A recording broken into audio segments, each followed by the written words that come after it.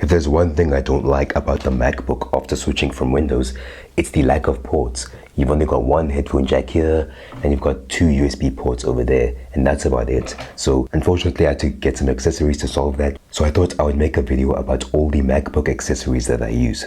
Very first one is right here, the Basis Thunderbolt C Plus Pro. This is a USB hub that you attach here. You can also get another one from Hyperdrive. There are a variety of manufacturers that make this kind of one, which basically just attaches to the USB ports and just kind of hangs on. The risk with these ones is that if you accidentally put some force into this, it might break your USB ports. So that's not a good thing. So I will put some recommendations for some more normal USB hubs in the description. But the one I have right now has a mix of ports. You got, of course, a single USB Type-C port, which supports fast charging. I would have liked that this thing had two, but that's fine. There's an Ethernet port right here.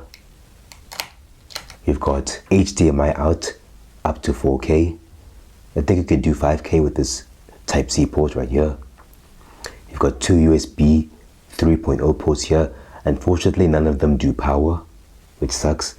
So if you want to charge, you will have to either use this one or have a separate charger. And in the bottom, you've got SD card and micro SD card slots. However, it does get quite hot if you use it. Other than that, it's worked pretty well in my situation. The next thing I'm going to show you is quite unusual, and it's the Xbox controller. I have been able to get a couple of emulators running on this, PS2, PS3, PSP, and this Xbox controller works great with the Mac.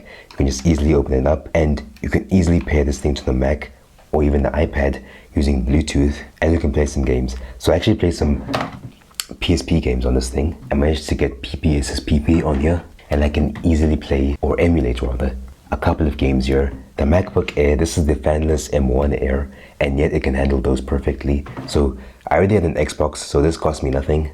If you are gonna play some games on here, the Xbox controller is significantly better than any PlayStation controller that I've tried.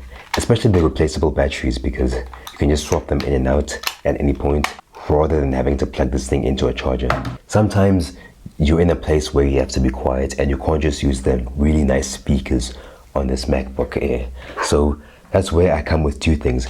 These are the Volcano Impulse. There's some very cheap Bluetooth headphones I bought. They also have an aux input right here, which I use a lot when I edit videos using my MacBook.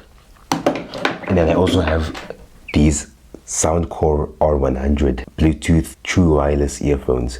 6 hours of battery life. Unfortunately, they only pair to one device, so they're not like AirPods, but these things cost like less than a quarter the price of an set of AirPods. So they're great. I've been using these for a year. You can see all the scratches on here. So you can tell these things are reliable. I've dropped them like 50 times and they're still working. And then the next accessory, which is very important if you're working with video or audio files, is this thing right here. It's a 3 terabyte Western Digital hard drive. I got this a couple of days ago because, let me tell you, I edit lots of videos on this thing, and this is a 512 gigabyte version, and I'm constantly having to delete stuff because I don't have any space at all. Having a huge hard drive like this one is a very cheap way to expand your storage and also create backups of your computer in case it gets lost, stolen, or damaged. So if you can't afford having lots of storage on your MacBook, at least buy one of these things. They're so much cheap and they provide so much storage considering the price. Now if you want to buy any of the things I mentioned in the video, do check out the link in the description.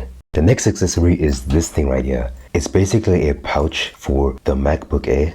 Unfortunately, it's a bit too big, so the computer does slide around in the case. However, it's great for preventing any scratches if you're going to be putting this thing inside a bag with other stuff inside. It's great at preventing scratches. However, if you can, try and get a hard shell instead, so that even if you drop the computer, it doesn't get damaged. Get a hard shell. I'll put a link in the description for the hard shell that I've seen, because it's great to protect your possessions, especially because unlike the plastic computers I had before where I wouldn't mind any scratches, with this one, it kind of sucks to get it scratched. And then this next accessory is very unusual again, and it's the iPad. Surprisingly, the iPad or the iPhone makes great companions to this thing because of the Apple ecosystem. I unfortunately don't have an iPhone, but I still have gained many benefits from the iPad, from being able to open up Finder, right click, and then just be able to say import from iPad, take photos, scan PDFs, or even use the Apple Pencil to annotate. It's been a great addition. There was also a time in the year where